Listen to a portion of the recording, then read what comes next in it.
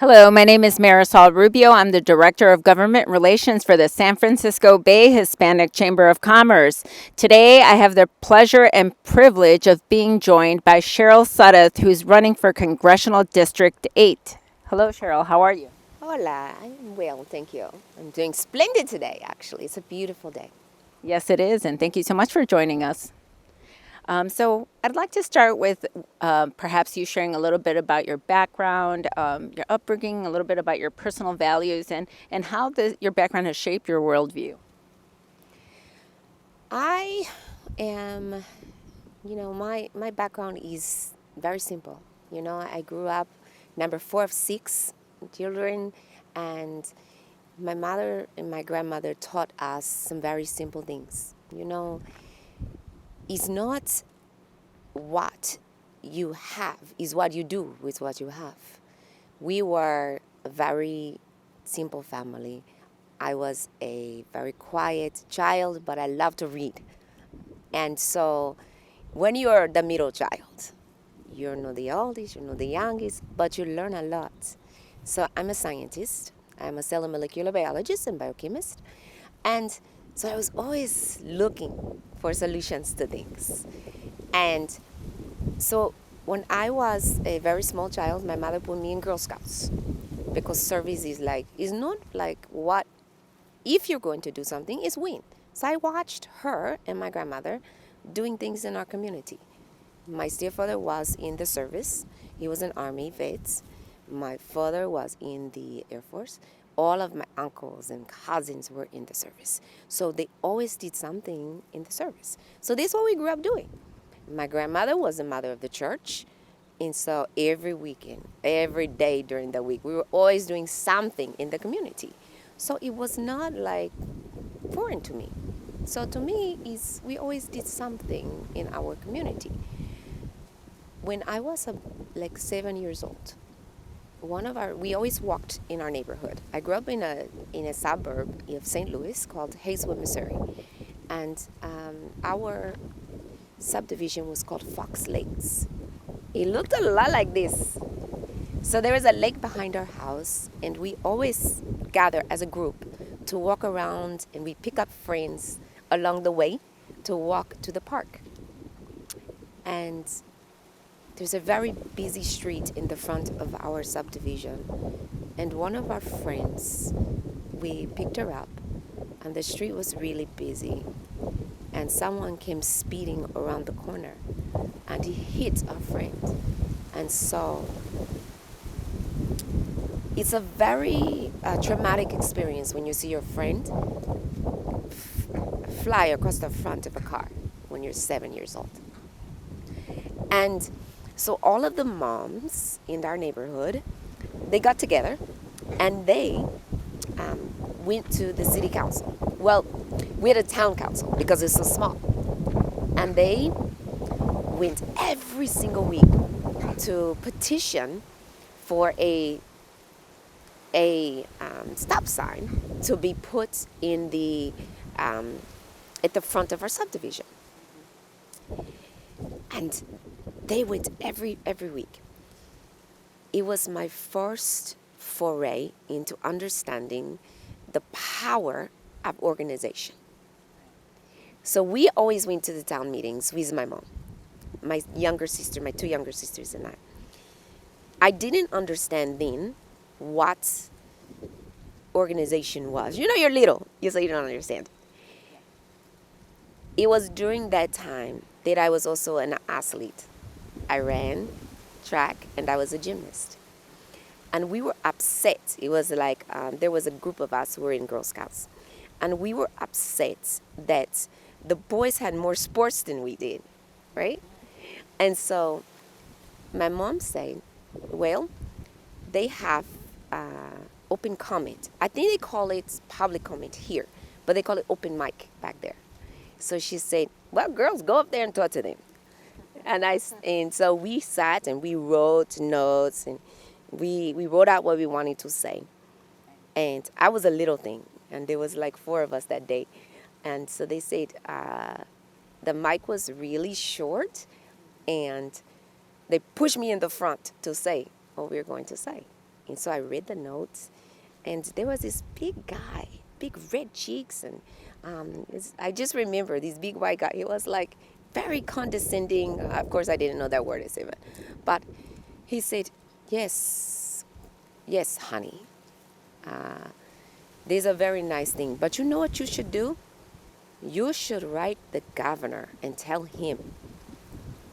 And we were so young that we didn't understand that he was talking down to us. And so I said to him, I said, "Do you have his number?" And everybody started giggling. And the lady next to him laughed, and he got really upset. His face got really red. And he says, and she said to him, "You started it." And so then she said to us, she said, "You know what, ladies? Young ladies, we will get you the information that you need." And so they gave it to us, and we went back, and it became the one thing Girl Scouts love is badges. So we made a badge project. All the Girl Scouts in the area, we wrote letters. We wrote hundreds of letters to the governor. And that became our project. And then we went down to Jefferson City, and we delivered those letters. And we changed how programs were allocated in our elementary and middle schools. And that was my first foray into, I don't even know, we didn't call it politics back then. This is the 80s, right? The 70s, late 70s. And so it wasn't called politics or even organizing like we call it here. It was what needed to be done, right? And so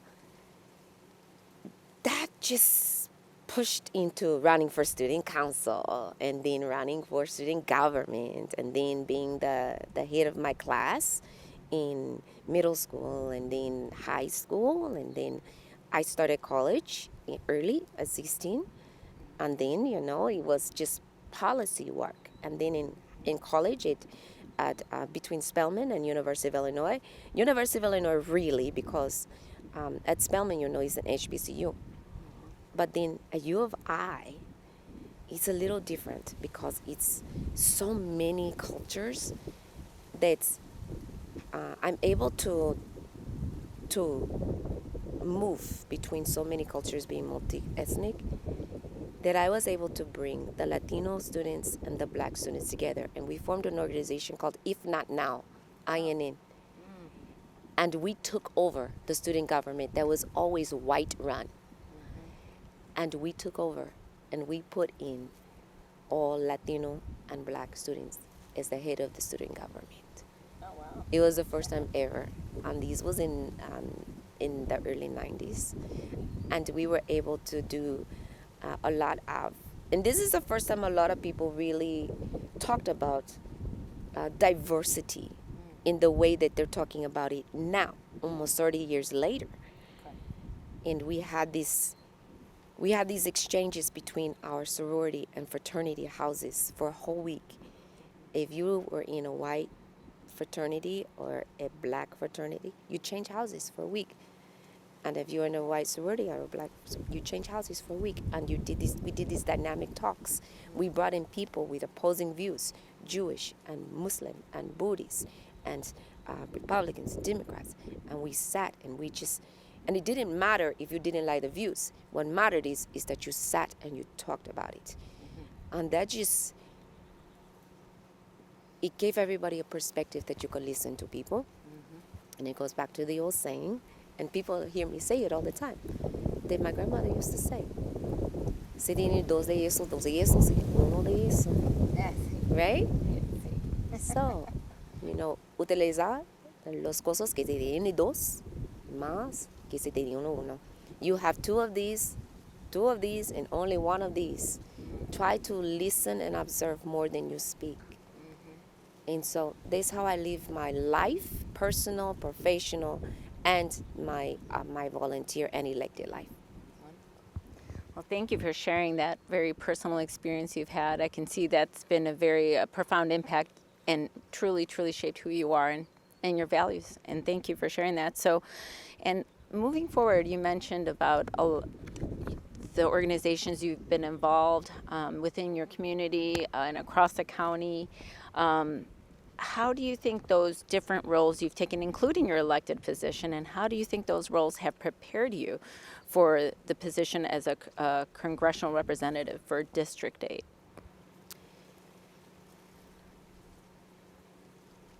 There's always something that you can learn. I think that's one of the misnomers is that we always think that you have to have this very staid definition of what a congressional person looks like. What is a congressperson? You can't open a dictionary and see what a congressional rep looks like. But what a congressional rep looks like, there's a reason it's called a representative, a U.S. House of Representatives, right? We just call them congressperson, but it's called the U.S. House of Representatives because it's supposed to be representative of the community that you serve, right? I've been serving this community since I moved here in '92, but I've been serving the community, as I told you, since a small child. This community is one of the few in California that every demographic is almost 20%. This community is very working class. This community speaks over 100 languages. This community cares about the environment. This community cares about its children and its education. This community cares about its economics. This community are people who look like you and me, but also have the same values as you and me.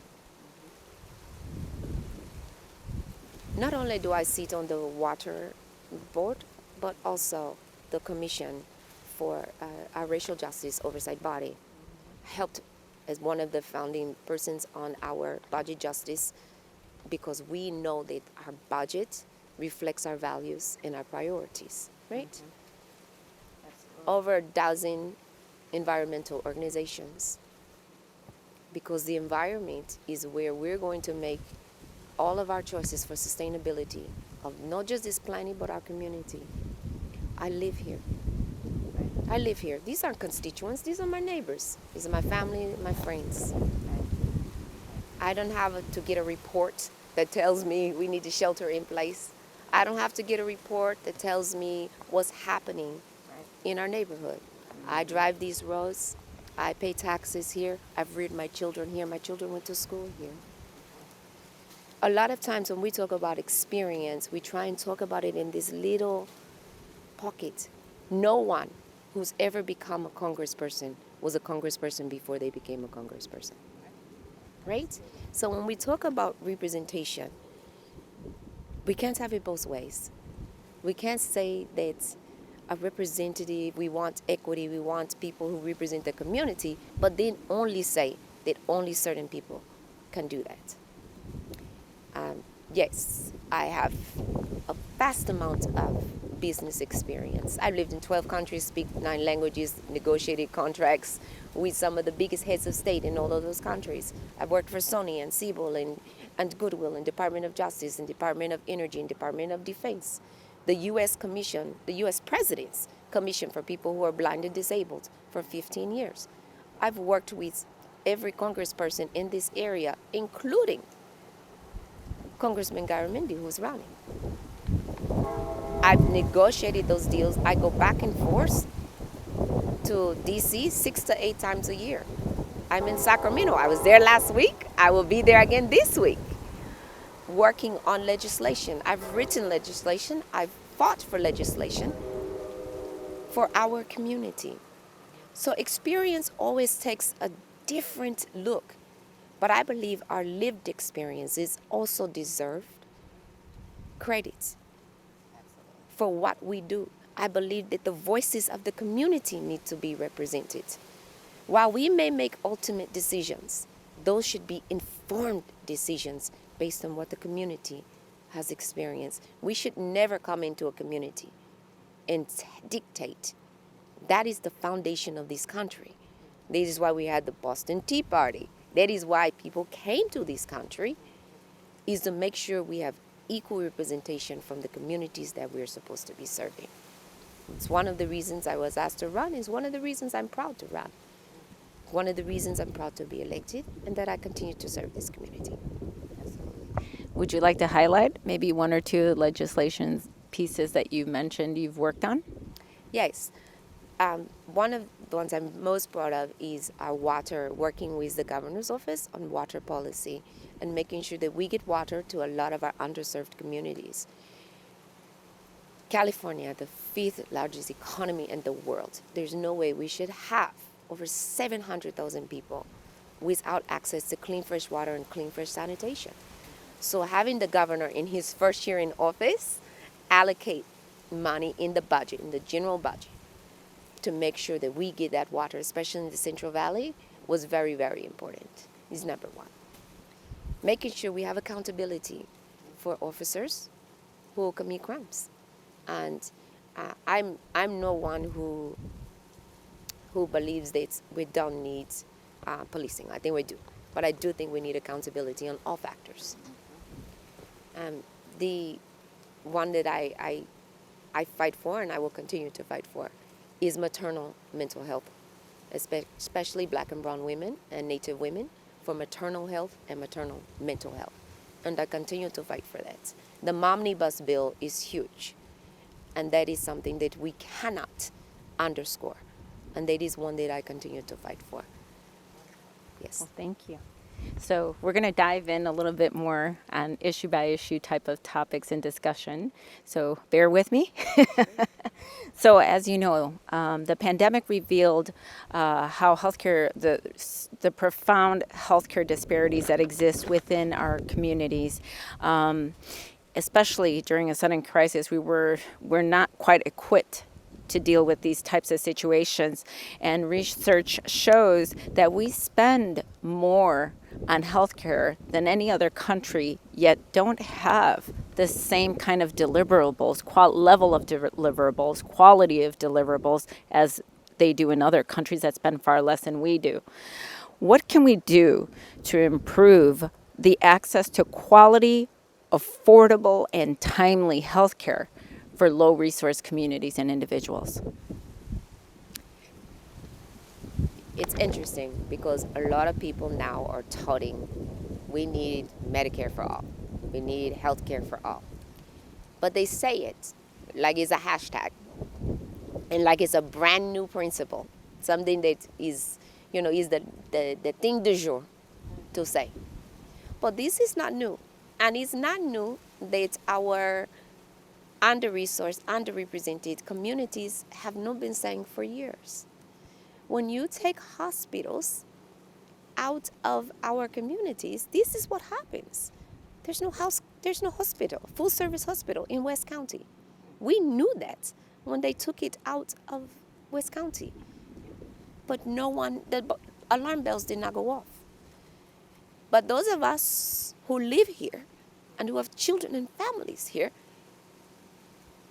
when you literally have to make a plan, when you have a child and you have to sit up at night and make a plan for what will happen if my child or I gets ill in the middle of the night and I have to drive 25, 30 miles to get to Walnut Creek or Concord or Martinez in order to get services for my child. That was way before the pandemic. This is not a new phenomenon for us. What has to happen is a couple of things. You can't just put a card in someone's pocket and say, there you go, you have health care. I'm all finished, I did my job. No. You have to have actual access to care. And it starts with making sure we have community hospitals, community health care centers that are readily accessible and available. If you live out in a rural area, you got to have a way to get there. So you have to have transit that is accessible from where people live to where the hospitals are. You have to make sure that in urban areas, same thing. You can't just put the hospital and the community care centers only in places where people with cars can get to them, or only put bus stops or transit centers only in the most populated areas. When we get to the hospital, they gotta have language accessibility. If English is not your first language, whether it's Spanish or Tagalog or Mandarin or Punjab or any of 100 languages we speak around this Bay Area, we have to have first language accessibility, or maybe it's ASL that I speak. Maybe I may be deaf and I speak Spanish. So language accessibility. Also, I have been to enough hospitals where I have to open the door and I use forearm crutches, and that door is heavy. It's a heavy metal door. So they don't even make it accessible for people with disabilities. Then you arrive and you don't have medical professionals who are culturally competent because they're coming in from another area. So they don't understand that the person who may be coming in may be coming from a different socioeconomic standpoint. So if you're coming in and you're just coming in just as a doctor who just wants to get the job done, maybe they don't understand that that person has been either living on the street or living in impoverished conditions or coming from another culture. All of that plays in. And the other aspect is right now in a lot of rural communities, I also sit on the board of ACLU for Albany, Berkeley, Northeast Bay. And what we found out in one of our investigations was this. In a lot of Catholic-owned hospitals, they won't perform certain procedures, or they won't give certain services based on religious principles. And so if you walk into the hospital and you need birth control, and this is way before this current discussion on abortion, you want vasectomy, hysterectomy, tubal ligation, you want any medical prescriptions for birth control, or if you're LGBTQI and you want certain services, they may most likely will not provide it. How is that healthcare for all? Okay, so you have the card, but you're not getting the services based on a religion exemption. But if you're getting federal funds, if you're getting state funds, if you're getting any government funds, then you need to perform this. You need to provide the services. That is how you make things more accessible for everyone. There should not be these loopholes. But these loopholes existed. Let's not blame everything on COVID and pandemic. And that's what everyone seems to be doing. And it's the same with Medicare, Medicaid, and disability, all of these access points. We are caught, and then we blame it on doctors. No, it's not just the doctors. It's also this system that seems to be making an end around. We make prescription drug prices so far out of control. But we have the power to change that. We have a Democratic president who has the power of the pen to change it if he wants to.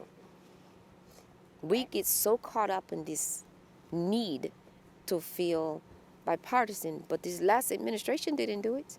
They took that power, that pen, and changed with a stroke and made things the way, and we should be reversing it and making it truly accessible, especially for working class people. And we need to be advocating for it. Absolutely. And I think one of the other things that was, the pandemic what revealed is that there were people who weren't insured, and we had to cover people openly, just cover them, because we knew there were big gaps in care. I mean, some people just didn't have insurance still. A lot of that ties into the immigration issues, as you know. The other thing is that when we talk about timely care, that is another problem, and it's, sometimes it has nothing to do with the distance from one location to another. It literally is months of waiting to see a specialist. What can we do about that? I think it's a lot of it has to do with how are we ensuring that we have enough trained professionals and specialists to provide the care. My daughter is a student in St. Mary's College in Moraga. And she told me that when they want to see a therapist, when the children are stressed out and they want to see it's months. Well, the semester could be over if you want to see someone. And I have just heard this over and over, especially now when people were stressed out during the last 2 years. I was speaking to someone last night who was talking about their child having depression and then the mother having depression. And them not being able to get care through Kaiser. And we have HMO, and it's like if you cannot get access to care, again, is that Medicare for all? Is that health care for all? If you cannot access the services. So the other part of that bill should be ensuring that you have enough trained professionals. How do we make sure? This ties into another issue. Right. Education. Absolutely. If people are drowning in debt, if they have to take on $400,000 and $500,000 right. worth of debt, they're not going to be working in certain areas of medical specialty. They're going to go into the high dollar fields so that they can pay off that debt. So we as a society have to make a decision, right? So let me give you an example really quick. When our children are young, we put them in TK and pre-K because we know there's a benefit to early childhood education, right?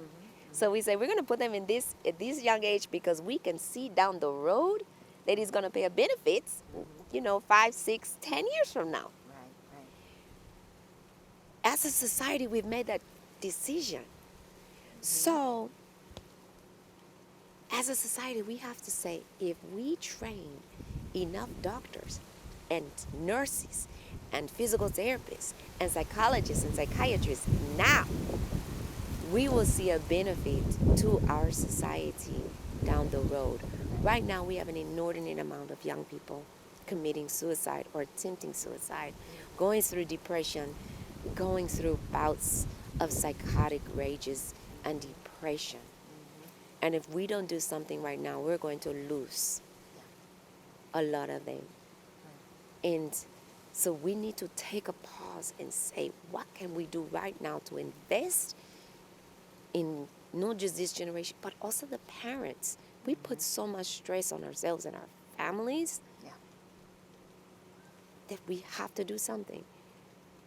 There's a Native American quote. It has to do with environment and people that says, only when the last fish has died and the last tree has rotted and the last river has dried up will we realize that we cannot eat money. So somewhere and somehow, we are going to figure out that chasing money, chasing economic success is going to result in us losing ourselves and what we are supposed to be about. So we better take a pause and figure out we better save our children and save ourselves and invest in the people. It is always about the people. And if we don't figure that out, we are going to lose big. We've already lost, 1 million people in this pandemic, and not all of them is because of COVID. A lot of it is the residuals of COVID. So we got to figure this out. Absolutely. Thank you for your thoughtful answer, by the way. So we're going to shift to reimagining public safety. According to an article by Cal Matters on July 18, 2019, Black people comprise about 7% of California's population, but account for about 15% of police killings. Latinos comprise about 39% of California's population, but account for 46% of police killings. These figures are even more staggering if you look at the number of unarmed people who were killed. About 20.38% of police killings involve unarmed people. What are your ideas to create a safer, more cooperative relationship between law enforcement and the community? This one always gets me in trouble with my family because my entire family, except for me and my mom, are in law enforcement. It makes for a really interesting family gathering, right? Sure is. As I told you, I come from a military family. One of my sisters is chief probation. My other sister and her husband both work in corrections. My brother-in-law is like a detective, so my other brother is a juvenile probation. So I sit on the on a Reimagine Public Safety for Contra Costa. And I also am on the district attorney's juvenile justice table. When we talk about public safety, most people immediately go to policing. I don't. Public safety is about so much more than that. In my neighborhood, it's likely yours. This, where we are, this is a privilege. And it's a privilege that everyone should have. When I go outside, there's some things that I have access to that not everybody does, but everybody should. When we moved into my home 22 years ago, I remember we were moving in and we were moving from our house in El Cerrito to this house in El Cepronte. And my husband accidentally left the garage door up and we had left. We came back and my new neighbor, was sitting in the driveway of our house in his chair with his paper, sitting and reading, waiting for us. And he was like, this is how we protect each other. Nobody's gonna go into your house while I'm there. That's safety. That's neighborhood safety. The fact that right around the corner from my house, 2 minutes away, is a small neighborhood park where I can take my daughter when she was small, and she can go down the slide and not have to worry about, the sand pit is clean, and the slide is clean, and the swings are clean, and that it's properly mowed, and the dog run is good. It's public safety. And the lights are always changed. It's public safety.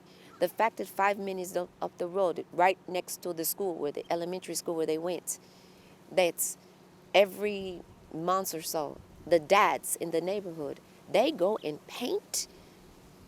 They come and they paint it in really vibrant colors and they make it beautiful for the children. A skate park and skateboard park in our neighborhood. And if the city doesn't mow it quick enough, they do it. It's public safety.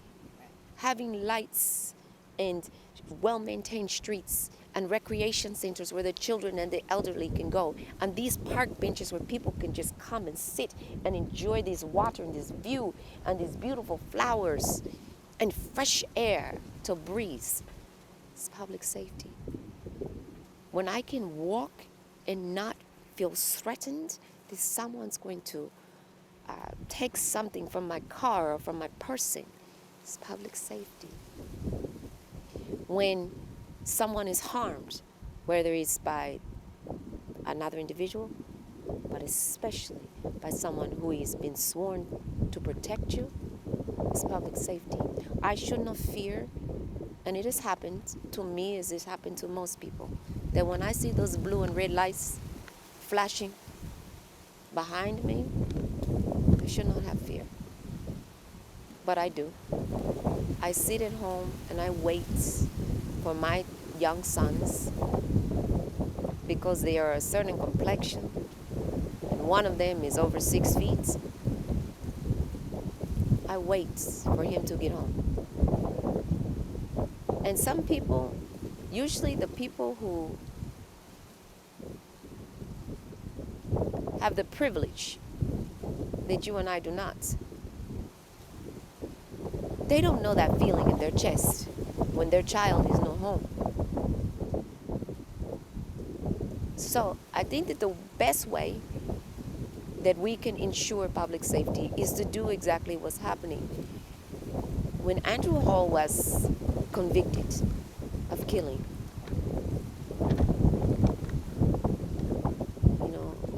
Abeleta, Latimer, and now we're still waiting for the sheriff's report on Tyrell Wilson. It's a first step. And like I said, I fought for that police accountability bill. Right? No one wants to see anyone innocent go to jail. I don't care if he's an officer or if it's an everyday resident. But accountability has to be on both sides. right? Killing is, I'm just one of those people. I think killing is wrong. Whether it's you or me, but especially if it's an officer. Because you have betrayed your duty to us. But public safety is about all of the things. We go into a house. The first thing we all do when we go into our house late at night is, what do? We lock our doors. We lock our doors. So when we have people who don't have a home, they don't have a home. So if we don't address homelessness, we don't address people who don't have that, how can you say that you're addressing public safety? If you don't address the wraparound services for children who have to live in violent situations, how can you say you're addressing public safety? During this pandemic, I will say this last thing. During this pandemic, I worked with Alliance for Girls, and one of the things that we know inherently, but that does not, many of us, we know intellectually, but it kind of got away from people, was that when people live in domestic violence situations and we tell them to lock themselves in the house, how is that safe? How is it safe? How are we creating a safe situation when we tell people that they cannot leave a situation that is unsafe for them? And hearing it from 12, 13, 15-year-old young women really just made it for me something that needs to be addressed on a policy level. Absolutely. Yeah. Absolutely. And we saw that happen in all communities. Yes. Despite socioeconomic status. It does not across the board. Yeah, it does not have a race, and it's not related to class. Right. It is related to, a lot of times, gender violence. Right. Yeah. So, sort of one last question, kind of discussing the relationship between law enforcement and community is, what do you think of the presence of police officers in schools in any capacity? And if so, what should be their role? This one it's tough because it's one of those situations, especially, so there's two different things. There's armed police officers, right? And as you know, as a person with a disability, I live by the principle, nothing about us without us, right? And I believe that when you make decisions about children and about youth and about students, you shouldn't be making decisions about children, about youth, and about students without talking to the children and the youth and the students. Right. Ask them. Stop talking about people, about students and youth and children as if they don't know. They're not. We ask our children, we ask our students to be thinkers. We're telling them to be the train. It'll filter out. I know. We're asking them to be creative, and we're asking them to be problem solvers, right? But then we solve all their problems for them. Right.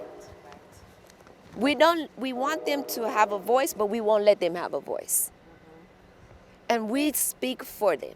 We refuse to sit down and have a dialogue with them as if they don't know. I told you earlier about lived experiences count. Voices count. They know. Let them tell us. Let them tell us. Be informed. Make decisions that are informed, and stop making choices for them without listening and hearing their voice. There are some children who will tell you that if it wasn't for this particular person, I would not be in school because they helped me in this situation. So I think that the reason it's complicated is I still have very vivid recollection of the young woman who was raped at De Anza. She was gang raped at Dianza, which is not too far from my house. And I always just think about, and rape is just a very personal thing for me, so I always just think about where were the people, where were the adults? Right. Where were the people who should have protected her? Right? Yeah. I don't like the idea of armed officers on school property. I just don't like it. I think it's since I don't like the school to prison pipeline, I just don't like the idea of armed officers. Mm-hmm. I think whenever you have a gun, everything looks like somebody needs to be shot. Mm-hmm. This is my take, right? I also don't like the way this country has gone in not allowing teachers to have any type of authority over students. Students can hit teachers, students can cuss teachers, students can talk to teachers any way they want to, or adults, period, right? But I don't believe in violence against young people. Right. I don't believe in violence against young. I don't believe young people should be hitting adults either. Right. But I also believe that there has to be a way to mediate that without violence. Right. But you cannot do anything without talking to them. Right. Don't talk at them. Don't talk around them. Don't dictate. Right. Sit down and have a conversation and find out what is it that you want. What does a successful school year look like for you? What does a successful, safe school environment look like for you? We talk about public safety, but does anybody ask them what a safe environment looks like for them? I don't want to be the one to tell them. I've been on this planet for a while now, and I know what it looked like for me when I was there, but I want them to tell us. Right. So. No, I agree. So we're going to shift to education, obviously. So what can we do to ensure that all children, high-need students, ESL students, black and brown children, children with disabilities, are getting a quality education from pre-K to college? What role does the federal government have in ensuring that? Equity in funding. That's number one. Equity in funding, which is not the same as equal funding, as you know. There has to be equity in funding. So those schools that have been historically underfunded, those schools that have been historically disenfranchised and discriminated against, they need to be first in line. This is number one. Number two, we need to change what success looks like. What does excellence looks like? We need to change it. Because if excellence looks like what these schools that always give the money and what always has the high level, no. So let me tell you this. My husband was a coach, and he coached baseball and basketball all the time. I was an athlete, he was an athlete. And I remember growing up as an athlete, the coach used to say that the success of the team is based on what the player who makes the most improvement is. Yes. So the U.S. government, Department of Education, needs to change what the parameters of excellence look like. So the success of excellence in education in the United States needs to change from what the best schools look like, who already started out as best, to what does the children who score at the bottom, how best they progress. That's what excellence looks like. So if I can take the children who come the furthest, that should be your measure, rather than the ones who already start out at the top. If you already start out at 90%, Right. and you go up to 95%, no. The ones who start out at 30% and they progress to 70%, that's excellence in education. So let's change the way we look at excellence, and let's start out with saying ESL students, students with disabilities, students with challenges, black and brown students in underserved communities, Native American students who don't get any resources, they get our first choices. And let's stop talking about this technology gap. There's no gap. There's a fissure. You can't just give a student a computer and Wi-Fi service and no training. Right. And their parents no training. Right. I'll tell you this really quick. When my children started school, my oldest son, they had us go to Saturday school. His pre-K teacher said, you must commit to going to Saturday school twice a month. The parent. Yeah. And so we went. So she took the time to understand each one of our children. And she knew who was auditory, who was sensory, who was demonstrative, who needed repetitive. She knew what kind of child you had for reading and math. And then she taught us how to help them with reading and math. And we sat there just like a student, and we made poster boards. And we went through with our children. Every week we had an assignment. And this is how we helped our children learn how to read and how to do math and how to do phonics and all of the things that helped our children. And English and Arabic and Spanish. This is how I helped my son. I took those lessons and I helped him in those 3 languages. Right. Yes, it takes parents to help, but many parents in some of these underserved communities are so caught up in just trying to live day to day. So if we don't give the wraparound services in these schools, as well as making sure that funding has to be there. West Contra Costa School District, again, is facing another funding issue. The county board of superintendent, the county superintendent, they have to take it over, and if that doesn't work, then the state will probably take it over again. And it's been less than 10, 15 years since the last time. 20 years ago, I know they took it over, and just 10, 15 years ago. And we've been feeding bonds into the school district. Oakland just had the same problem. We're going through the problem in Southern California. In the 5th largest economy in the world, we rank 37th in the United States in our educational system. Our legislators it's shameful.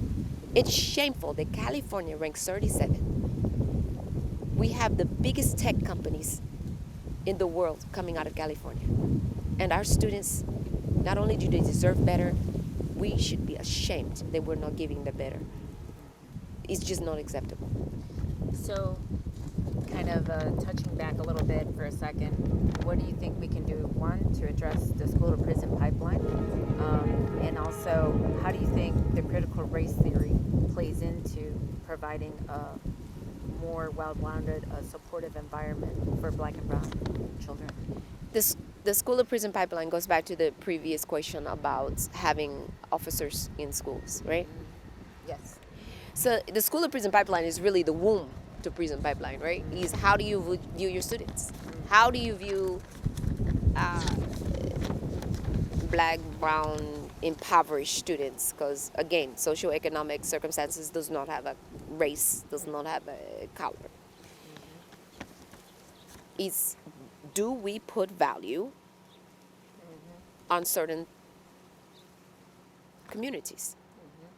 Are these communities throwaway in certain people's eyes? So if you don't build equity into this budget, if you don't have a budget that reflects the priorities and the social values that our community asks for, it's not going to happen. But that starts with making sure you have that equity reflected in the representatives who are voting on these budgets, right? And I don't just mean on the congressional level. I mean on the state and local level as well. If you keep doing the same thing, you're going to keep getting the same thing. And so when you have people who don't see a problem, they don't see a problem. So you're going to keep getting juvenile halls and prisons where they keep seeing, well, they don't value our children. Anytime you have children who can memorize numbers without writing them down, you have an electrician. You have an engineer, you have a math teacher, you have... Exactly, skills. Those are good skills. You can refocus them if someone gets a hold of them and tells them that they have value and worth. But we have to start that. Nobody's coming here to rescue us. There's something that our communities have to do. The second part of your question. Critical race theory. Okay, so here's the thing with critical race theory. And I always tell people this. The reason I don't like it, and it's not that I don't like the premise of it, I just don't like the name. I don't like the name. And I don't like the name because it causes a problem. I'm a negotiator. I negotiate for a living. It causes an issue because everybody gets alarmed when they hear it. What is critical race theory? What is it? It's just history. So why don't you just use the word history? True. Because no one is going to argue with you. If you say, I just want to teach American history. Oh, is that all you want to do, Cheryl? Yes, I want to teach American history. Okay, well, we'll teach American history. Stop saying words that are going to cause division. Native American history. Is that part of critical race theory? Yes. Okay. Jewish history, the Holocaust. Is that part of critical? Yes, it is. Slavery, enslavement, killing of black people in the middle of the street by cops when they're unarmed. That part, yes. The internment of Japanese people when they come to the United States. Is that part? Yes, it is. Okay. All of it. Okay, so why are we making up new words? It's history. Right. Just make it history. We don't have to parse out all of these different things to make an argument. I don't have to be right to be right. My mother used to say, you can be righteously indignant and get nothing wrong and nothing done. Or you can figure out, you sit on a board like I do. One of the first things I had to figure out was there's 5 of us. I need to learn how to count to 3. So I learned how to count to 3. And so with CRT, I learned how to count to 3. Take out the words that cause people issues, and I can still get my way with calling it history. Correct. Just call it history. So we can teach people. I told you about the story about University of Illinois and how we made the exchange between the houses to learn about each other. And we brought people on to speak that week. We call it the exchange week. And they brought on a speaker who I didn't like, and somebody brought on everybody brought on the speakers that somebody else was a little cringe about. But you learn something. Correct. You learn something. So even bringing on about the Confederacy, people may not like it, but it's part of American history, right? Nazism, the Ku Klux Klan is part of American history. So put it in there. Put it in there. It cannot be only the things that I like, and it can't be only the things that you like. Put it in there. Right. Put it in there. Right. So there's my feeling. I think we can't just use these hashtag words Right. and then get upset when people get upset with us. Right.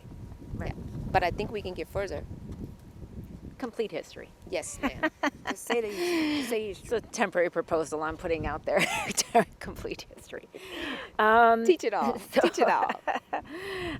So, what are your thoughts on charter schools? I mean, it's been a controversial issue. There's been some reports that have talked about issues with transparency and accountability.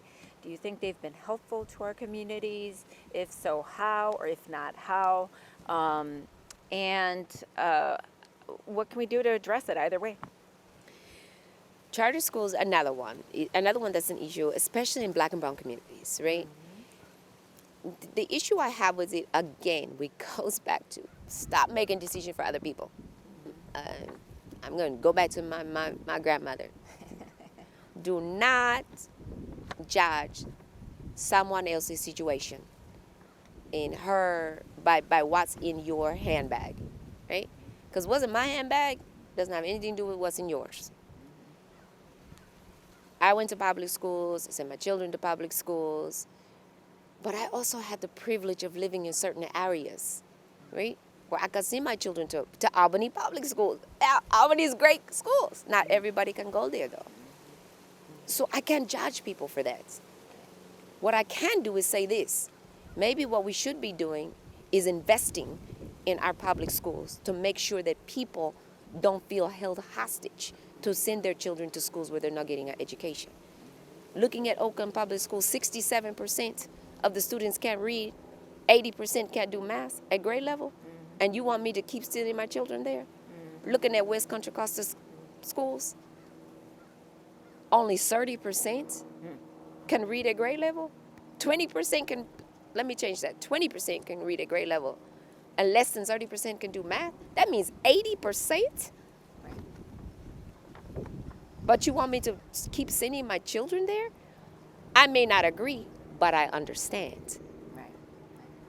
So we cannot agree on on charter schools, but to tell people that they should keep their children there and let them keep failing?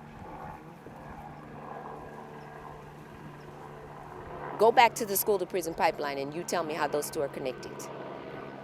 Tell me how they're connected. Because if your children don't get a good education, you are dooming them. You are dooming them. Because you can't keep pushing them through a failing education. I look at hundreds of resumes, and I'm looking at them like, wait, how did you graduate high school?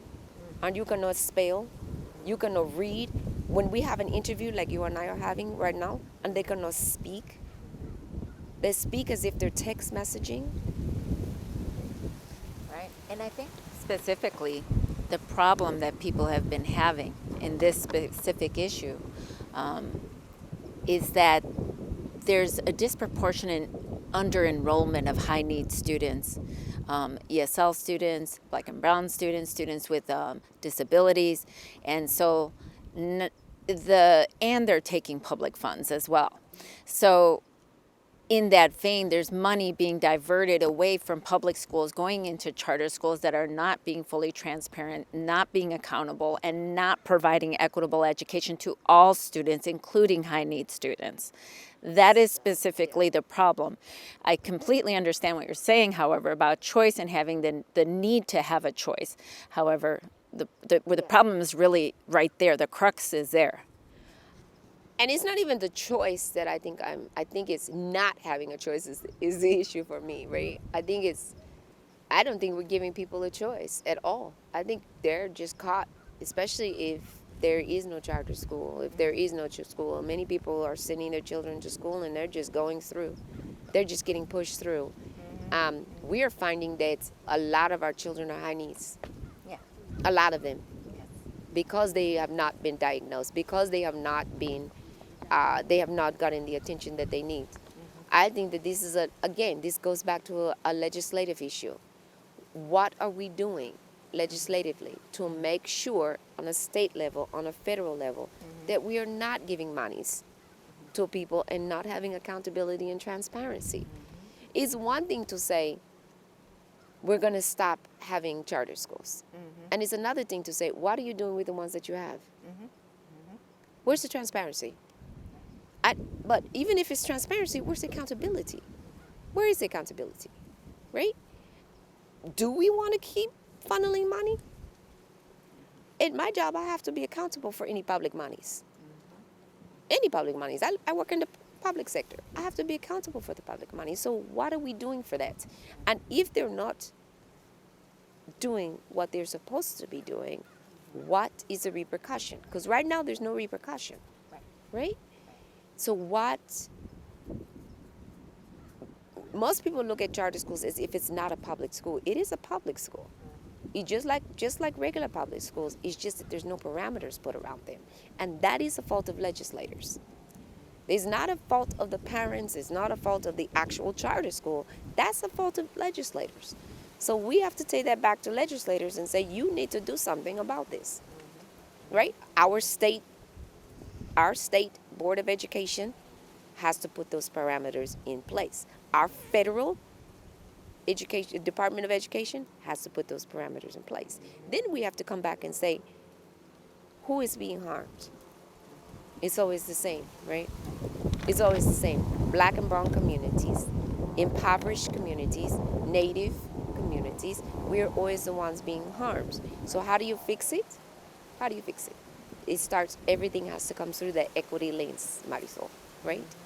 It's got to start through the equity lens. And I go back to, again, how do you chop down a tree? How do you chop down a tree? This is an old Asian proverb. One swing at a time. Right. One swing at a time. So we have to start chopping down that tree by saying we stop. So we stop charter schools, but you can't just stop it. You got to do, if you stop charter schools, what are you going to do with the public schools?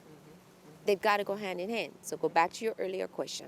Put some money into those public schools. Put some money into education for people with disabilities. Put some money into the ESL program. Put some money into making sure we have teachers who are not just culturally responsive on paper, but who come into this work, who are Black and brown and Native teachers, who are teachers with disabilities, who have first-hand experience what it's like.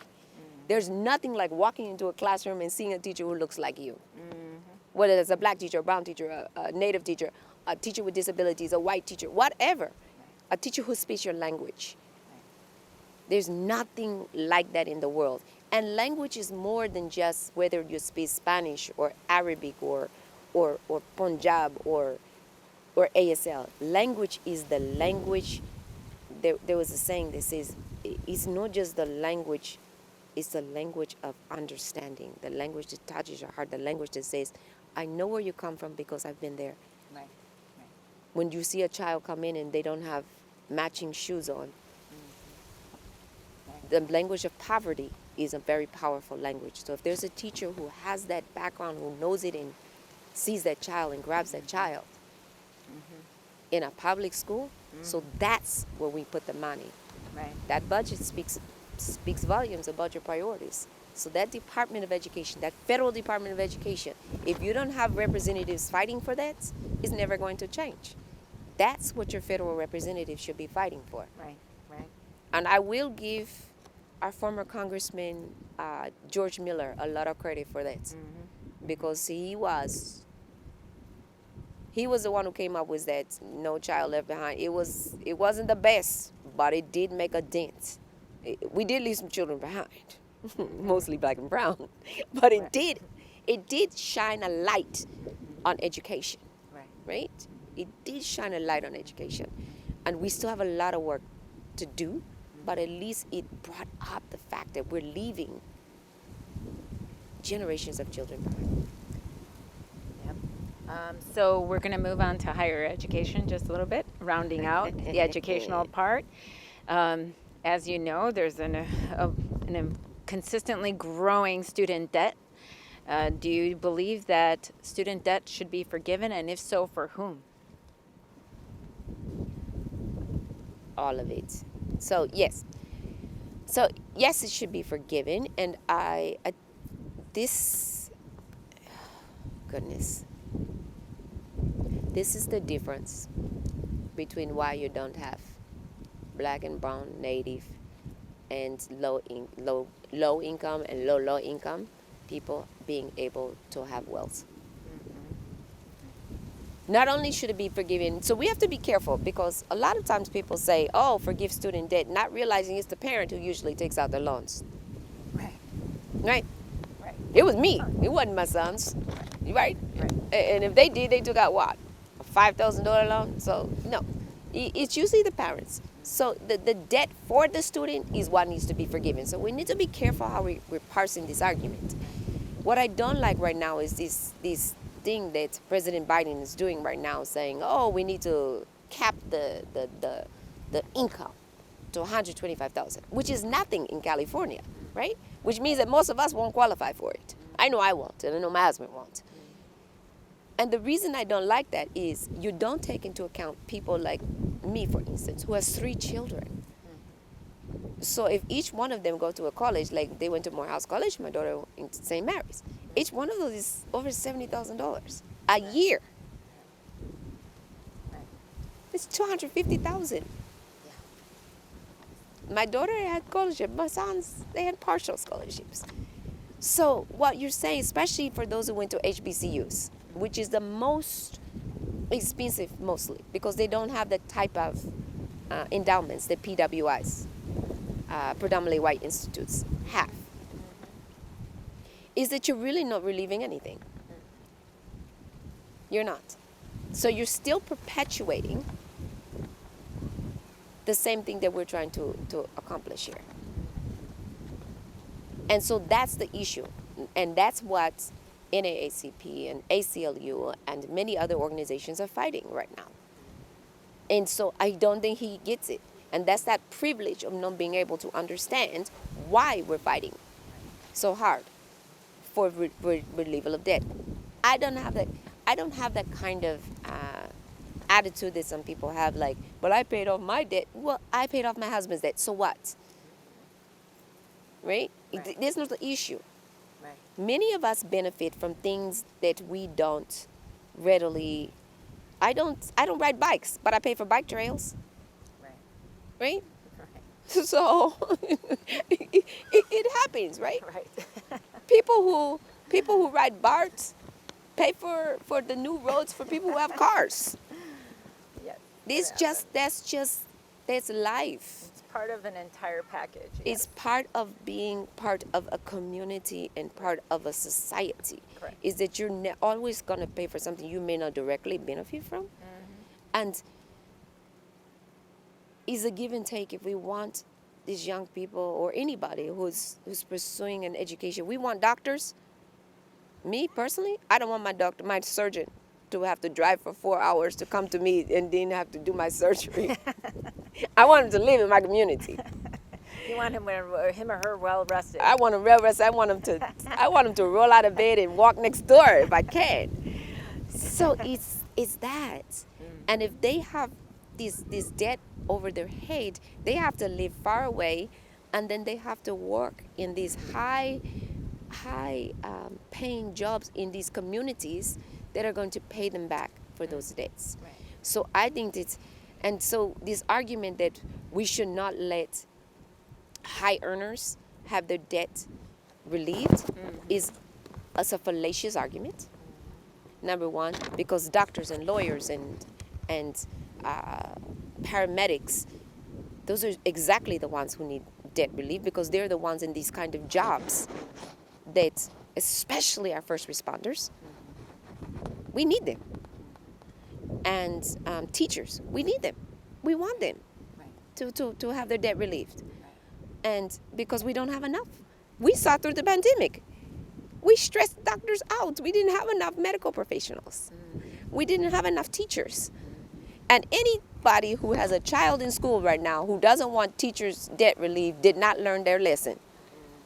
You were somebody who didn't have to stay at home with your child trying to teach them algebra or calculus or biochemistry or organic chemistry.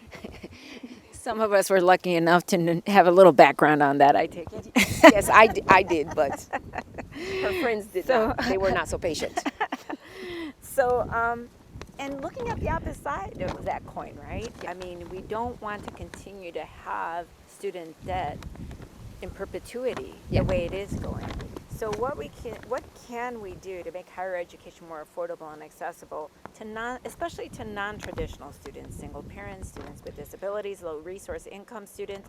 Not every student gets a scholarship. We know that. Not everybody can. And scholarships often have requirements that are challenging for non-traditional students to uphold to.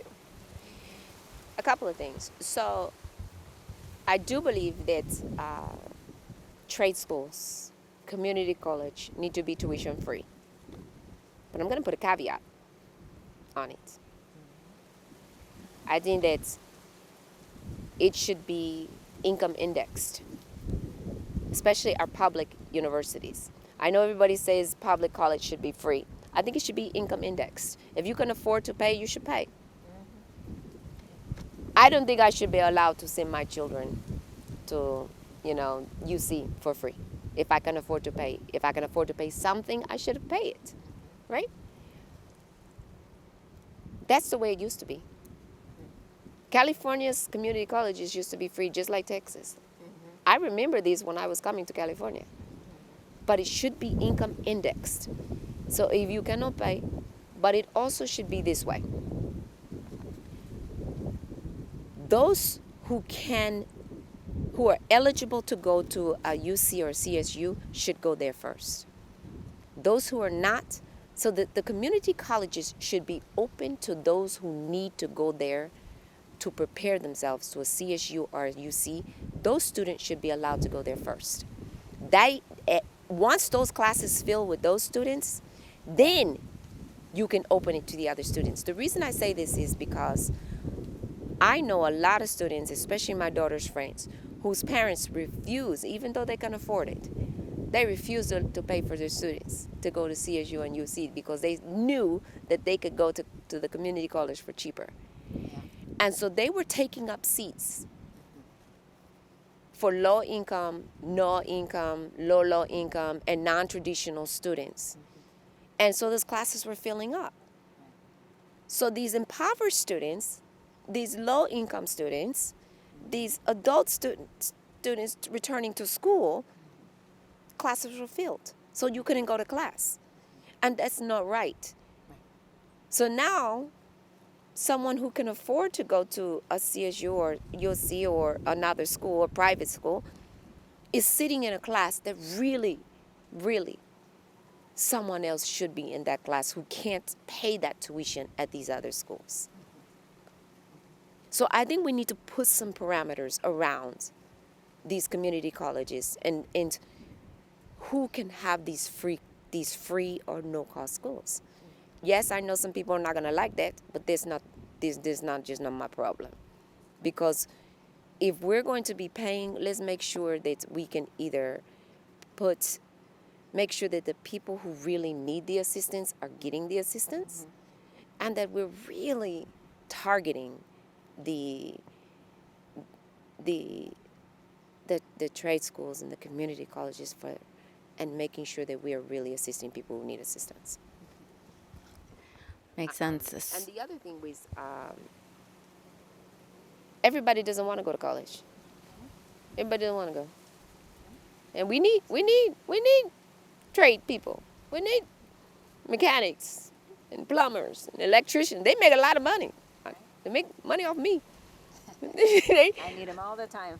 We do. So we need to make sure that those schools are also, right, available and accessible and affordable. And it's the same. View them just like you view community college, right? So in high school, it has to back it up to high school and middle school. So we don't need to just be funneling our children in high school and only talking about college. Let's make them college and career ready, right? Let's make sure that our curriculum is focused that way. So we're giving them choices. Go back to what I said before. Are we talking to them? Are we finding out what they want to do? Are we just pushing them one way?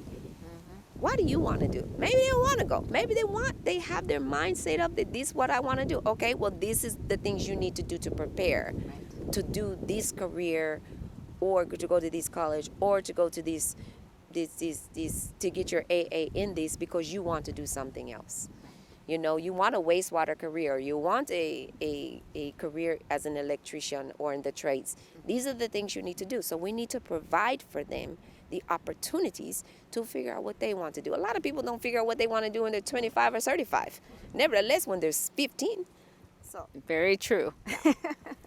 So we're going to discuss a little bit about the environment, and specifically we will start out with environmental justice.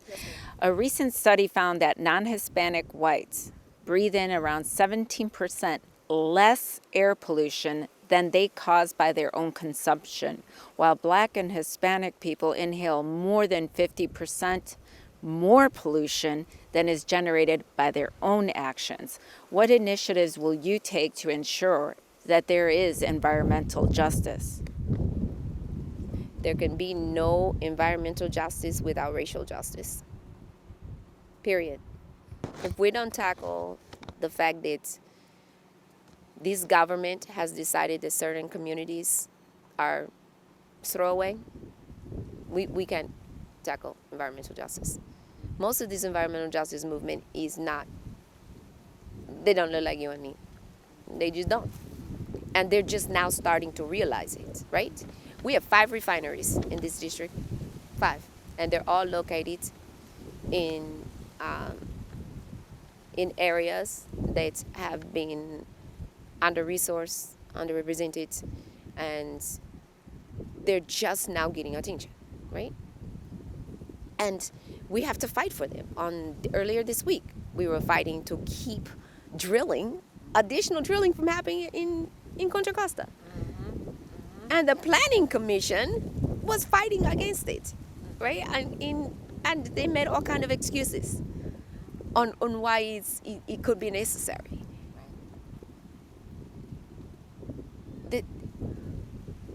The thing that I find appalling is that our communities have a lot of wisdom, a lot of lived experience, and a lot of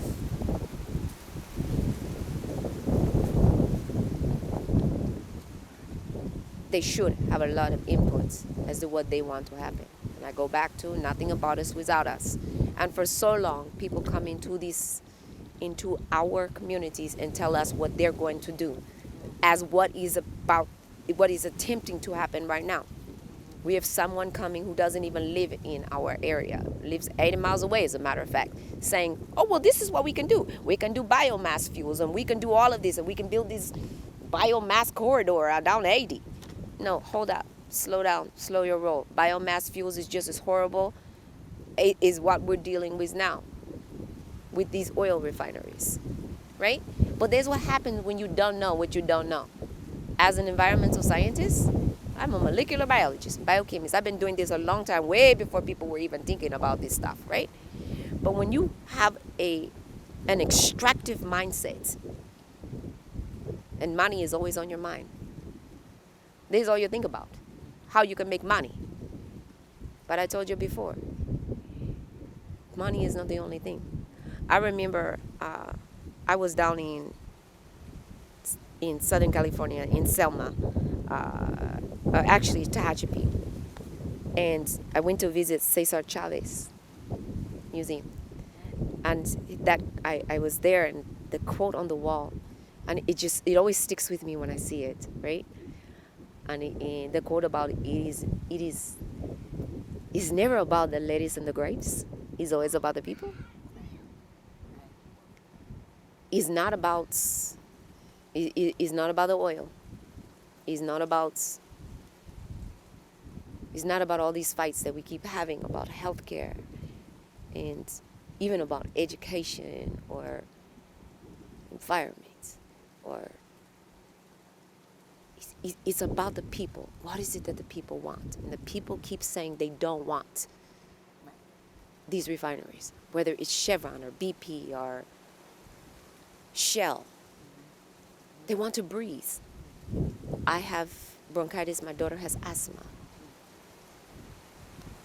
If you're a parent and she's a gymnast and a cheerleader. And if you're a parent and you sit there on the sidelines and you watch your child do a 2-minute routine, and you have to run to the edge of the mat to make sure you're standing there with that inhaler because she can't breathe at the end, you will understand. You will understand that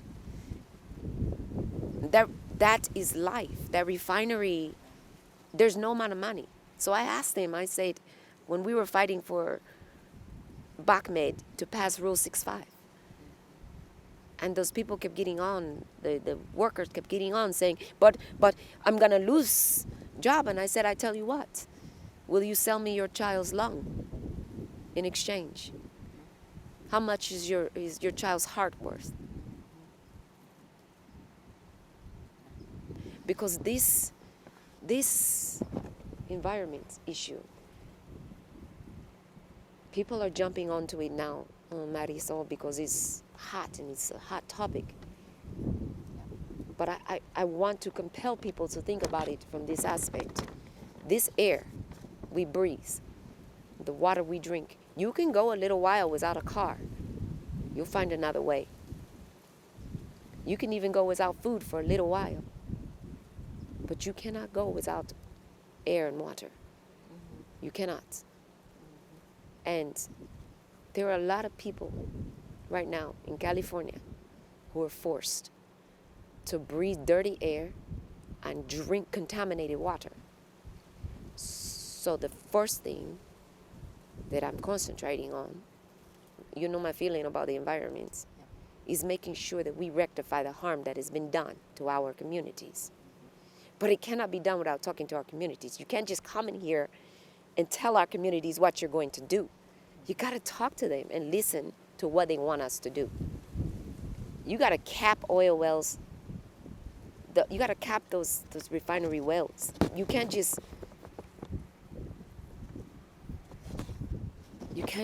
let them leave once they shut down, because they will shut down. They will shut down, because we're going to make sure they shut down. But you can't just let them shut down and then leave with their golden parachutes and they take their money and they're gone, and we're left with the damage, and we're left with contaminated soil, and we're left with contaminated land. No, they need to clean it up. And the frontline communities that are affected by it needs to have a hand in what that looks like, and they need to have a hand in whatever happens with those facilities. If we change them over to whatever we change them over to, they need a voice in that. We need a voice in that, because we're the ones who live here. We are the ones who've been affected by the pollution. We are the ones who've been affected by the bad policies that were put into place. We're the ones who are affected not just by redlining, but blue lining, because our insurance policies have been high. Our medical policies have been high. We're the ones who don't get the fancy stores. We're the ones who get factories and everything built in our communities. My neighbors, my family, me. So we're the ones who get to make the decisions. So my policies are informed by my neighbors. My policies are informed by what we need for our community. I'm not somebody who needs a report, because I live here, and we need to make the decisions that are best for our communities.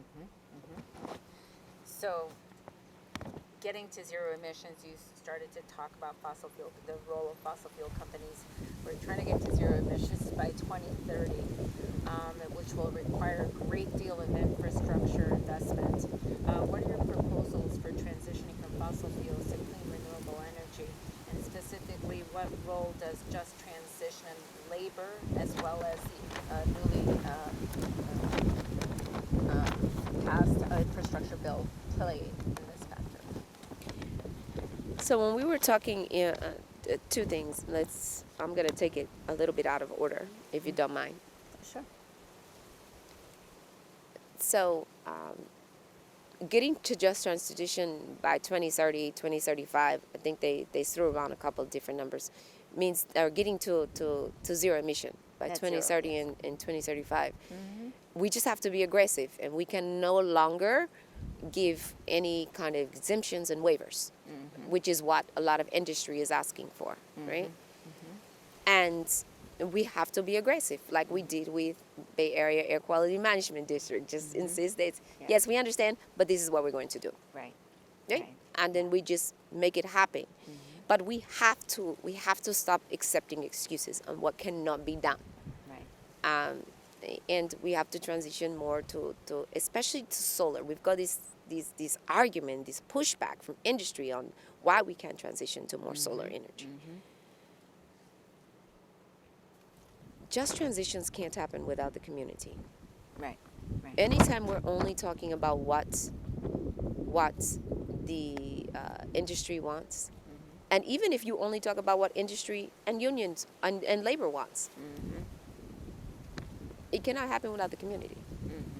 It just can't, because the community are the ones who are affected. They're the ones who have been most impacted.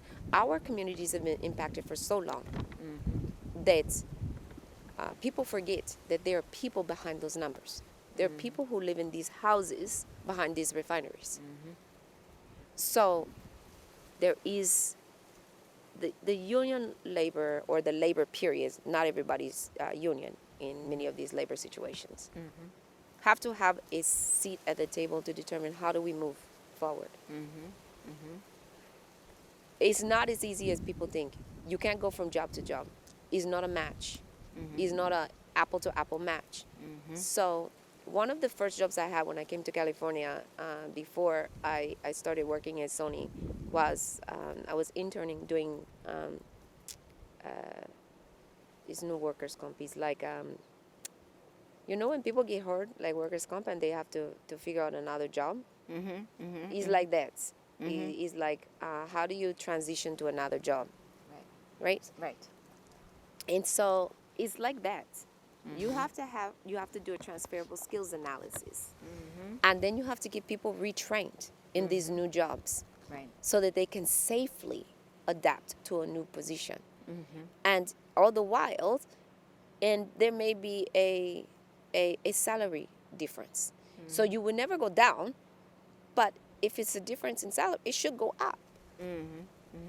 I'm one of those people who believes we should be paying people anyway based on the federal determination register. We shouldn't be paying people just so the prevailing wage says that if the prevailing union wage is higher, you pay them that. But usually is not. The WDR is usually higher. And the reason it's higher is because it may be Davis Bacon, it may be, the local cost of living, but it also includes vacation and sick and benefits like your health and welfare, and that's much higher than the local prevailing wage. So this is what I'm a fan of that. Right. So I think you need to take all of that into account. But really, the training component is going to be key. But they need to be at the table. Community needs to be at the table, and then industry needs to be at the table, along with local elected officials, and then your federal and state representatives. Everybody needs to be at the table discussing it. Right. But the voices are not equal. The voices are not equal. So community and labor would have a louder voice than industry. And then the elected officials and local leaders. So local leaders may not be people who are elected necessarily, but there's the people in the community that people trust. And what role do you think, obviously, in order for them to have jobs available, the employers have to be there in place. The infrastructure also has to be in place for people to commute, say, by electric cars, for example. There has to be more charge stations. So how can we incorporate the infrastructure bill, tap into the infrastructure bill to help facilitate, lay the groundwork that's going to be needed to make this possible? So the IIJA includes monies in there, and this is where the community comes in, right? So this is where the PLA has to come in, that has that CBA in it, that community benefits agreement that says that, look, the community gets first dibs on those jobs. And when I say the community, I mean the whole community, not just labor dictating. I mean small community businesses, local owned businesses, local black and owned small business, disabled business, veteran owned business, native owned businesses, disabled owned business. Small businesses have to have all these communities that have been impacted by these extractive practices.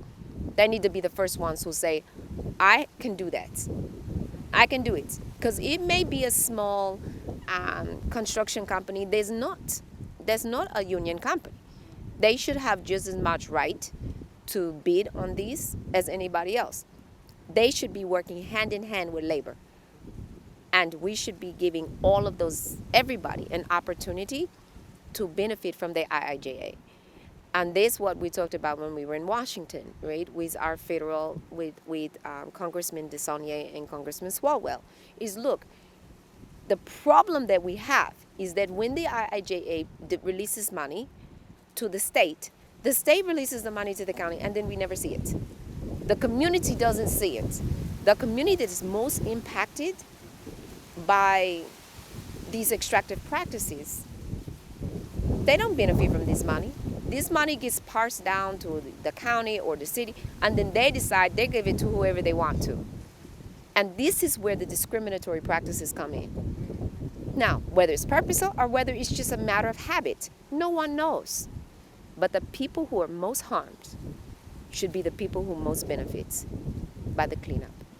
And that has to be it has to be intentional. It has to be intentional. Otherwise, what we said earlier, there can be no environmental justice without any racial justice.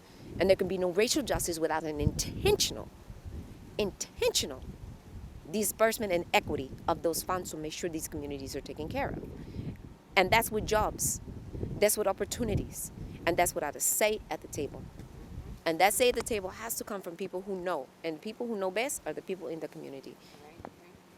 So we're going to move along now. Touched a little bit on smaller business owners. As you know, the pandemic put a lot of economic strain on small businesses, and Latinas are the fastest growing group of entrepreneurs in the U.S.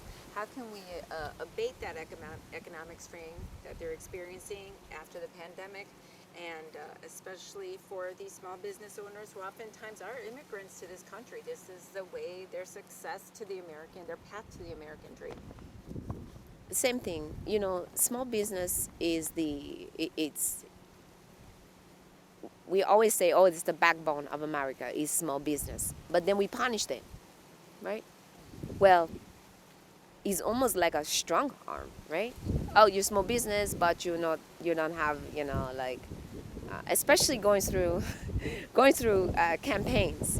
Oh, you have to use union. If you don't use union, and I have a rule: union, small business, women-owned, Black and Latino-owned businesses, and I'm going to give my business that way.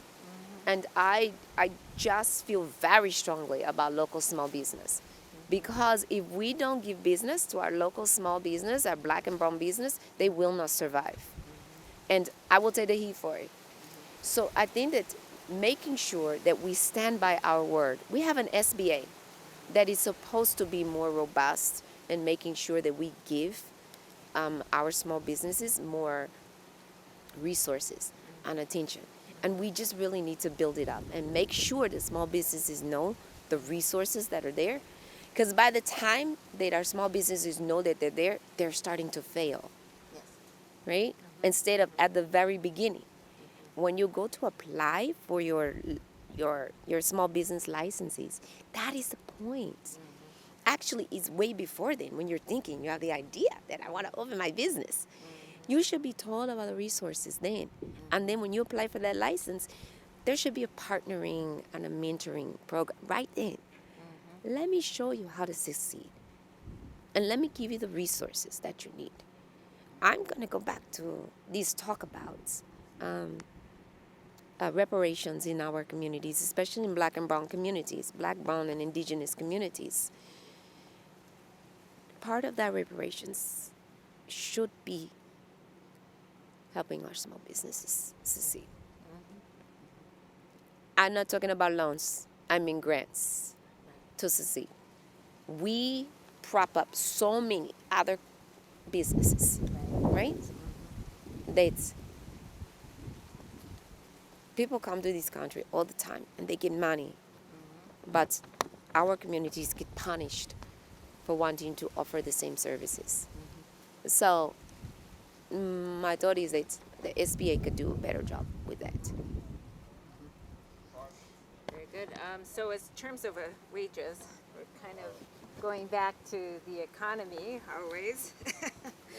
Continuing with the economy, I should say. We're experiencing a stark increase in cost of living, gas prices, food. Everything is going up in terms of cost. While wages remain relatively steady, I know the fight for 15 is pretty much in place, but it's truly not in place in time. Many are pushing for fight for 20 already because we are so far behind what is a living wage as a minimum wage.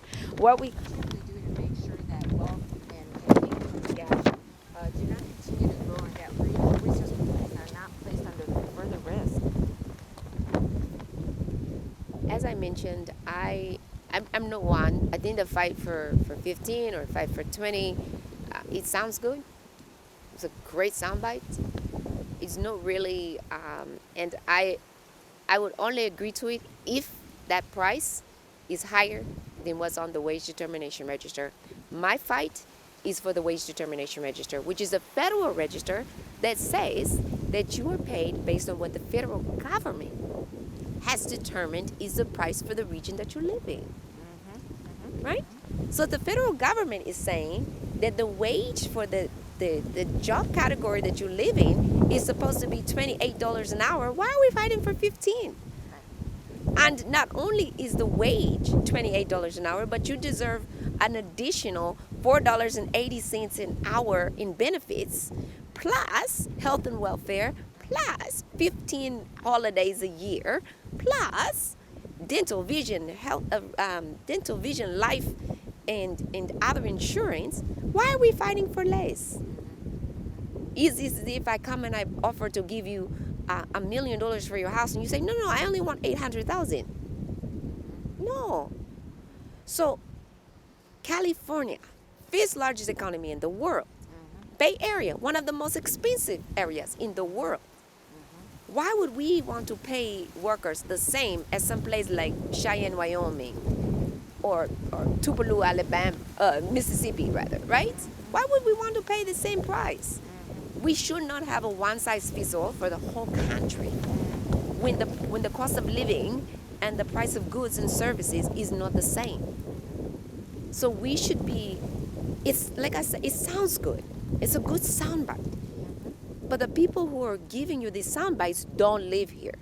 They don't have this struggle, right? They are not getting into price wars over a house where you end up paying 40-50% over the asset value, right? They don't have, in one part of the bay, the gas is $6.15. On the other part of the bay is almost $7 a gallon. Right. So we need to be careful when we are repeating things from people who have no cognition. And that's what it costs to not just live here, but to sustain and thrive in this market, right? So my fight is to fix our problem. We often talk about that part, right?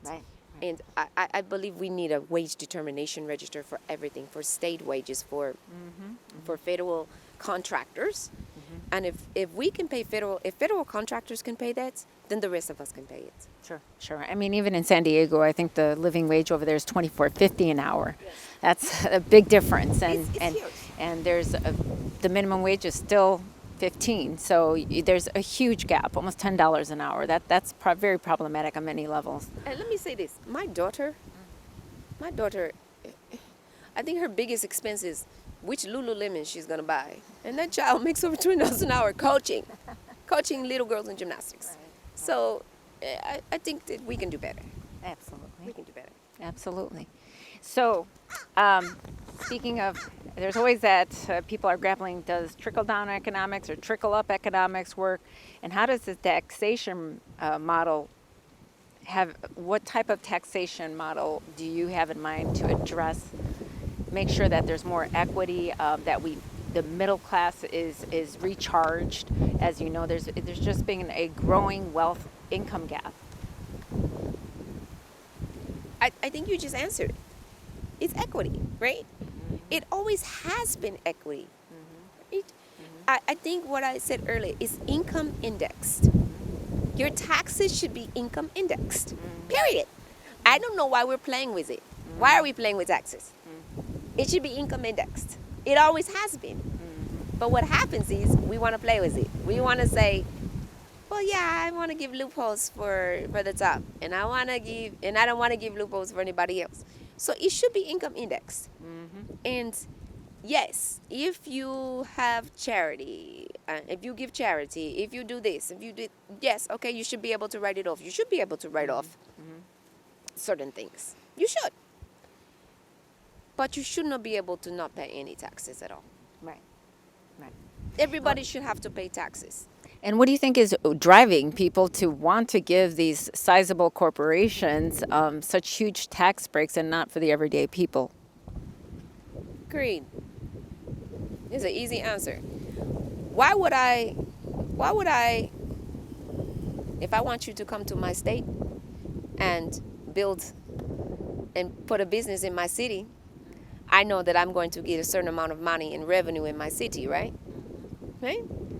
It's a backdoor bribery. It's backdoor bribery. So we need to make sure as taxpayers, as residents of this country, all of that, we are carving that. But it's really up to the legislators. It's really up to our representatives who are supposed to represent us, not them, but us, to carve it out. they have to have the moral fortitude and the political will to say, I hear you, this is not what's going to happen. We are going to have an income tax system, period, that's it, end of story. But this is not what happens, because guess who's also benefiting? Guess who's also benefiting? So if you're benefiting from it, very few people want to tax themselves, right?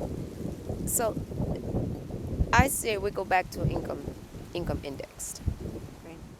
And so, as you know, with everything that's happening internationally and the war in Ukraine, what type of macroeconomic impact do you think that's having on us at a local level here in your district?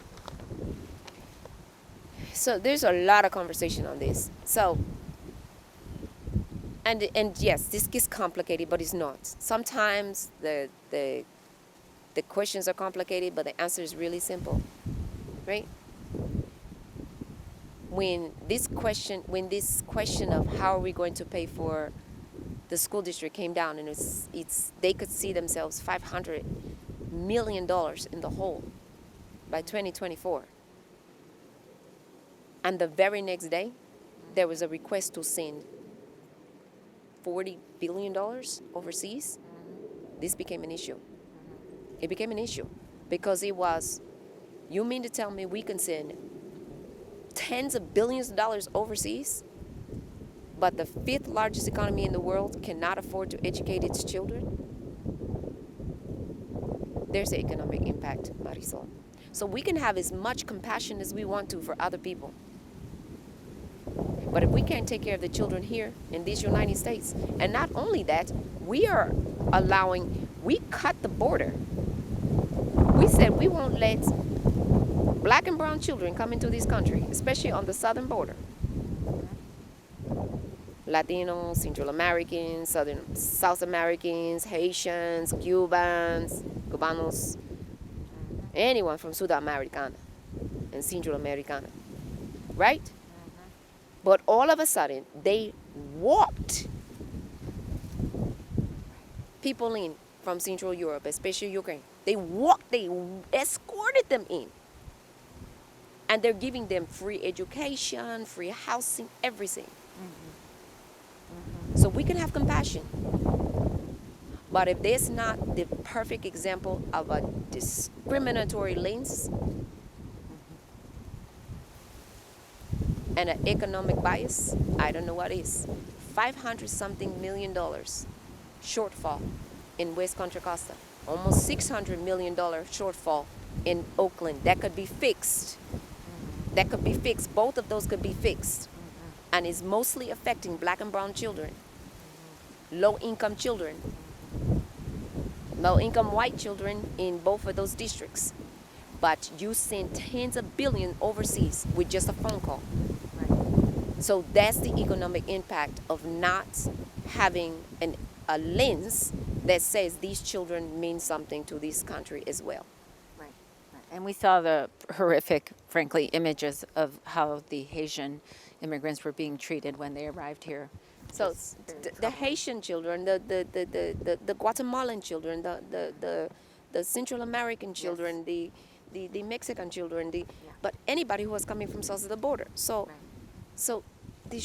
we have to have that frank conversation. Nobody wants to have it, because to have it means for someone to say, well, don't you care about the other? It has nothing to do about that. But it does have to do with the fact that we're the fifth largest economy, and we're not taking care of these children.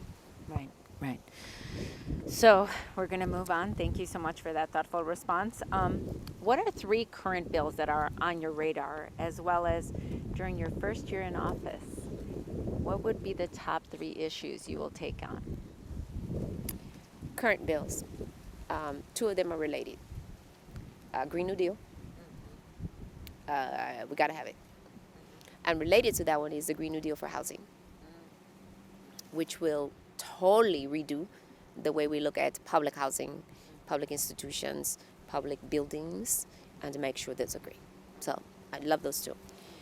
I also I spoke earlier about the Momnibus, but also Cory Booker's baby bonds policy.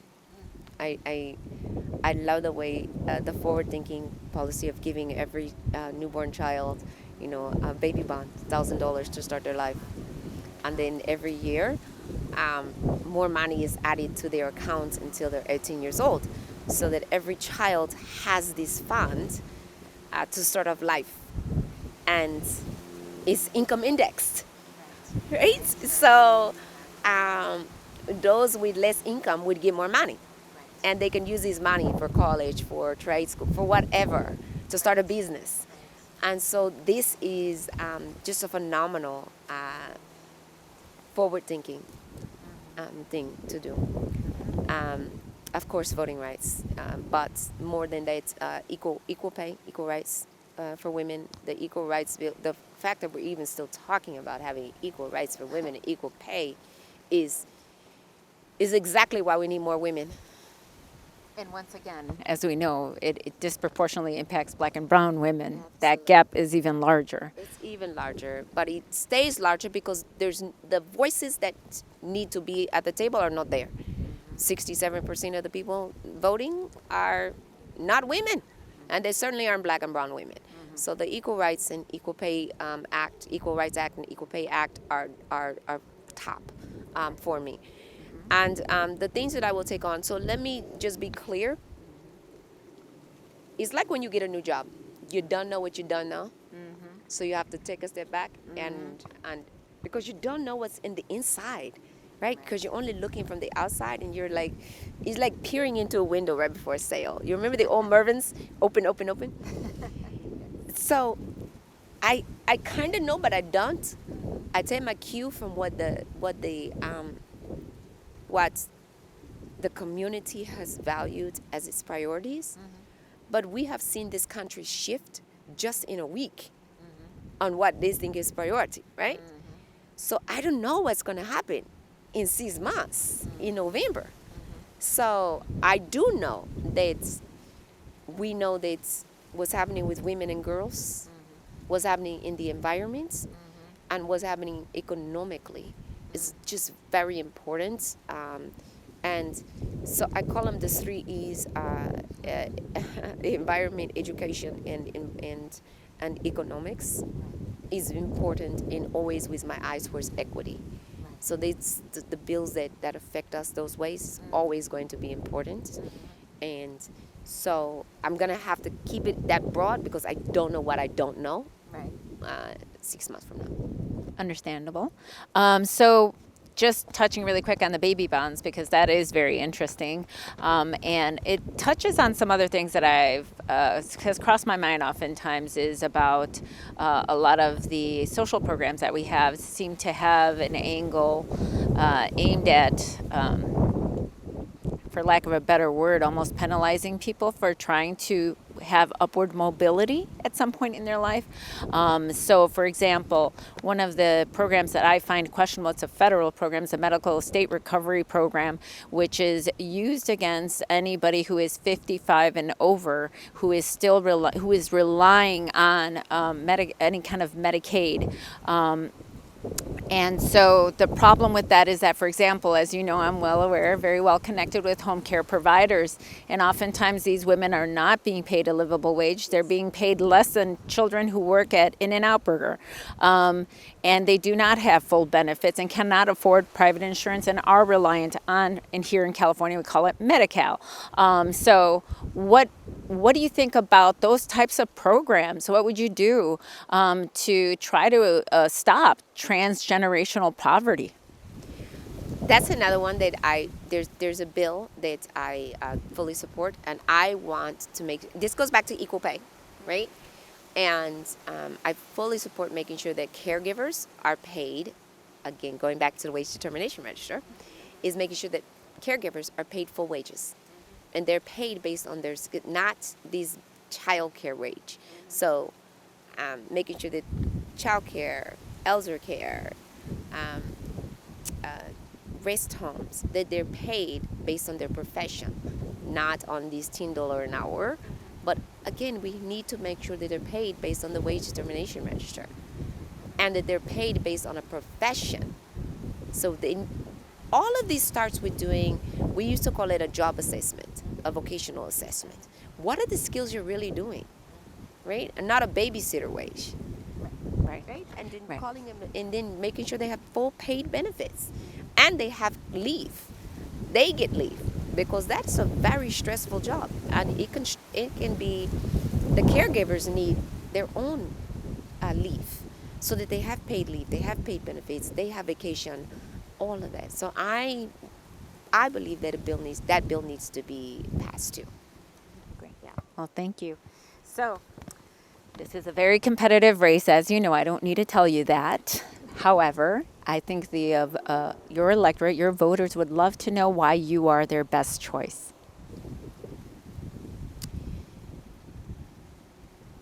There is, when we started out, we talked about representation. As the only person on these ballots, as the only woman on these ballots who actually lives here in this district, as the voter's neighbor, as a mom, as a wife, as a person who actually experiences the same experiences as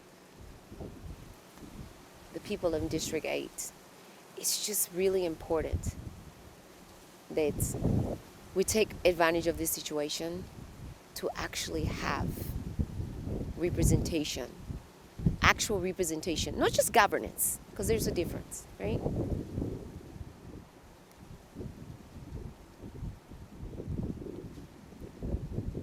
When someone doesn't live here and hasn't lived here, when they don't rear their children here, don't send their children to school here, don't breathe our air, drink our water, don't pay their taxes, don't frequent our small businesses, when they don't feel like we're good enough to live amongst us, then they certainly aren't good enough to represent us. I think that experience in government is one thing, but experience in life is another. Experience in making decisions with your neighbors, making experience with community members who are affected by the decisions that you make. Making sure that you are informed from every level. Making sure that you're not just speaking about people, but you're speaking with people. You're not just talking about people, but you're talking with people. To me, there's no them, it's us. Words matter a lot. And when I hear conversations where it's them or the like, it does bother me, because this is my community. This is not just a job. This is my home. This is my home. When I make decisions on the water district, when I make decisions on any of the commissions, when I fight with ACLU, when I fight with racial justice, when I fight with budget justice, I'm not just fighting. I'm fixing. So often we focus on the fight. We focus on the fight, and everybody comes in and they say, I'm going to fight for you, I'm going to fight for you, I'm going to fight for you. But are you going to fix it? Are you going to fix it? I've spent my whole career fixing things. I started at Sony, and they said, we need you to do this, and I fixed it. I built their contract administration system. I went to Siebel Systems, they were a startup company, and then Oracle, and I fixed it. 9 different countries, 12 countries actually, 9 different languages, and I fixed it and I built a contract management system. And then on to Goodwill and Ability One program, and they were failing. They were at risk of losing their federal contracts. And I fixed it. I didn't just focus on what's wrong. I fixed it. Right. Maths and technology, and now AC Transit. For the first time in 24 years, the general manager said this is the first time they've ever had a zero when they had their compliance, a perfect compliance review, because I fixed it, and I did it by listening to the people and engaging. All of this is engaging the people who matter, not just Cheryl. It's never just me. What did I tell you earlier? It's always about the people. So you can't just focus on the fight all the time. That's what's happening in Washington right now, right? Everybody's focusing on the fight. When we talked about CRT, I was telling you, don't focus on the fight. Fix it. So I can fight, but I focus not just on the fight, but focusing on the fix. How do we fix, Marisol? That's what makes me different. That's what makes me, and it's hard to say better, because I don't like looking at superiority over people. But what makes me a better fit for this district, I won't say I'm a better than anybody, right? Because, I believe in a higher power than all of us, right? But I will tell you, I will close it out by telling you this. I'm a better fit for this district because I live here. I fight here. I serve here. My family is here. This is my home. My grandmother used to tell us all the time, look, there's 3 things that will make you successful in life. Strong faith, hard work, and determination, and patience, and a little bit of hope. And I hope that our community knows that this is not a job. This is an opportunity to continue to represent all of our collective values and to fix what we've been fighting for all of this time, to continue to work towards that in DC.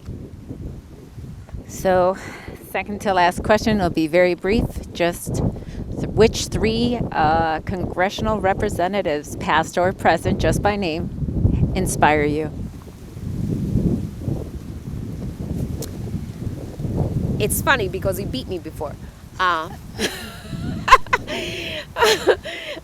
I will tell you that I probably wouldn't have said it years ago, but and he knows it because I actually talked to him.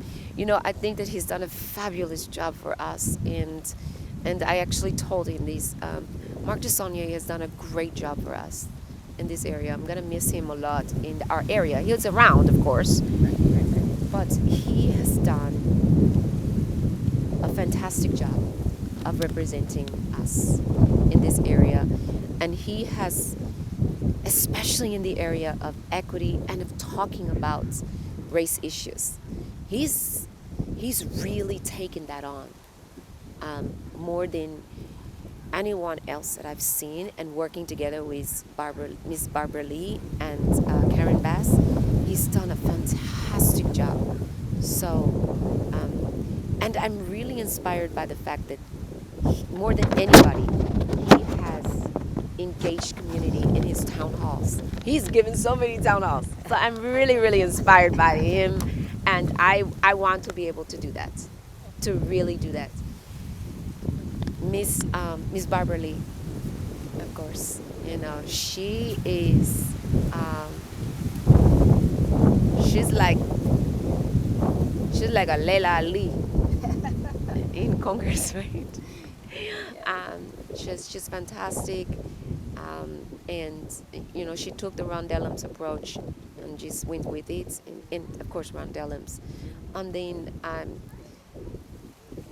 I think if I go back, I'm gonna go back one, just the audacity at the time of Shirley Chisholm to step out and say, this is me, this is what I'm going to do, and I'm not going to let anybody shut me down. And I'm not going to let anybody stop me from saying the truth is the truth, and I will not be bought, and I will not be bridled, right? Is very important for us to see. And she was just someone who we could look at and see ourselves in. Absolutely. Paved the way for many, many women of Many, color in many the women. future. So, how can the voters learn? Where can they go to learn more about you? And how can they reach you if they have any additional questions? And feel free to say it in any language you'd like. Yes. And so, para contactarme yo, Cheryl Sudduth, CHERYLSUDDUTH .nationbuilder.com, NATIONBUILDR.com. And what was the second part? How can they reach you? Is there an email or a phone number that you've provided for the public to reach you if they want to directly ask you a question? Oh, okay. So email, yeah, directly to me would be C Sudduth, CSUDDUTH 7 at yahoo.com. Okay. And so, just to be clear, in English, it's Cheryl Sudduth .nationbuilder. Is there a 7 you said somewhere? Okay. So Cheryl Sudduth .nationbuilder.com, Yes, the website. the website. Okay, in English. And then the email, direct email, is csudduth7 Okay. at yahoo.com. Perfect. Well, thank you so much, Cheryl, for joining us today. It's been a pleasure talking with you, getting to know you, and learning more about your ideas and your vision for your community. Thank you so much for joining us today. El gusto es mío. Igualmente. Hasta luego. Thank you for joining us today. Until next time.